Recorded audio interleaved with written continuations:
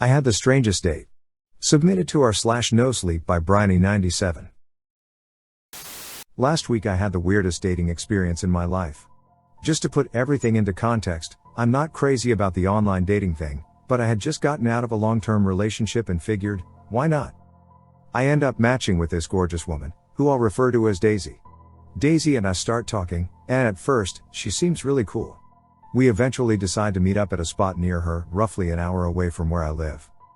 Finding a parking spot took longer than expected, so when I finally arrive, I'm thinking I'm gonna have to apologize for being late. Unfortunately, I see that Daisy was nowhere to be found. To add insult to injury, all of my texts and calls go unanswered for the next 10 minutes. This, in turn, leads to the assumption that I've been stood up. Annoying, but not the first time it's happened.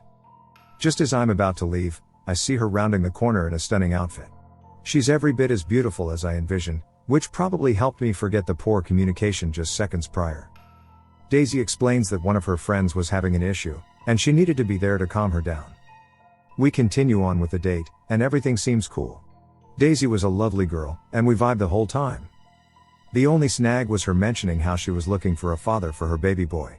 Up to that point, she hadn't said anything about children. Something that I, respectfully, am not looking for. I still have a lot to figure out in my own life, and I'm just not in a place where I feel comfortable being an adult figure in a child's world. I informed her that I wasn't the best person to be around children, and she just kinda laughed it off. She gave me a whole spiel about how I'd actually be great with kids and how I just needed to trust myself. Then she went on to explain how the right woman would somehow bring out the father in me. Weird, but whatever. I asked if she was still close to the baby's dad, which leads to a tangent about how she thought she could make him into the perfect man, but he was too resistant to change. When asked more about this, she simply referred to trying to make all the pieces fit in his life a certain way, but ultimately, he couldn't be molded into what she wanted. Seeing that this was headed towards a toxic place, I opted to just change the subject and continue on with the night. By the time 11 o'clock rolled around, I was feeling exhausted and decided to head home. After saying our goodbyes, I go to find my car, but before I even get in, I see it's been vandalized. The headlights were smashed in, my tires slashed, and one of my windows was broken. Oddly enough, nothing was stolen. It just appeared as though someone had taken their anger out on my vehicle. Right as I'm about to call roadside assistance, I hear someone yelling my name. Lo and behold, Daisy just so happened to be driving right past. Unprompted, she decides to pull into the parking lot, and she immediately notices the damage. After inspecting my car for a few moments, she suggested that we go back to her place to hang out for a bit, and she can take me back after. At first, I was reluctant. But after looking at Uber and Lyft prices and hearing a convincing argument from Daisy about how bad Uber is in the area, I agreed. I got everything squared away with having my car towed, and we headed off to her apartment. When we arrived, the first thing I noticed was how clean everything was. There wasn't a speck of dust or item out of order. When Daisy turned on the TV, it was already set to Netflix, and a bowl full of snacks was neatly placed on the table. It appeared as though she were expecting company. But what I found the oddest was that there was no babysitter. What good parent leaves a baby completely unattended for hours at a time? When I asked about this, she simply laughed it off and made a comment about how her son was too good to need someone to watch him, and how she didn't trust others in her home. Definitely weird, but I didn't necessarily feel comfortable lecturing her about how to raise her kid. Before picking a movie, she asked if I wanted to meet her son. Internally the answer was absolutely not, but she was my free ride, so I opted for the most awkward sure I'd ever given. She disappeared into another room with a giddy scream and soon returned with a young boy wrapped in a blanket. She was whispering something to him and, with a loving smile, invited me to come over and say hello. I did as I was told and walked over to greet the baby. I went to peel back the blanket on what should have been a sleep-eyed young boy. But my immediate reaction was to jump back and yip when, to my horror, I was met with the disgusting face of a decrepit porcelain doll. Its single eye rolled back into its skull, and a fat roach seemed to have made a home in its dislocated mouth. The once white skin was stained black, and various cracks ran around its head. For a moment, I genuinely thought this was some kind of horrible prank. But the look of love and acceptance on Daisy's face was authentic. She eyed the doll like any mother with their child, and the soft kisses she gave it solidified the fact that it didn't register what she was holding wasn't a human. She gave me a big smile and asked if I thought her boy was beautiful, and I couldn't even form a proper reply. I just fumbled my way into asking if I could use the bathroom. She nodded and casually pointed me to the bathroom in her room. I took the opportunity to half sprint down the hallway towards it. Instinctually, I locked the bathroom door behind me and splashed some water on my face, trying to sober myself up from this nightmare.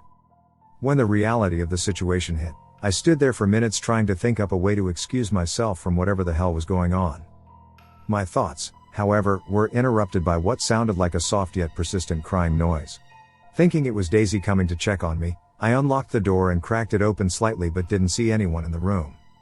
Curious, I cautiously made my way out of the bathroom, trying to keep as silent as possible, and followed the source to a walk-in closet.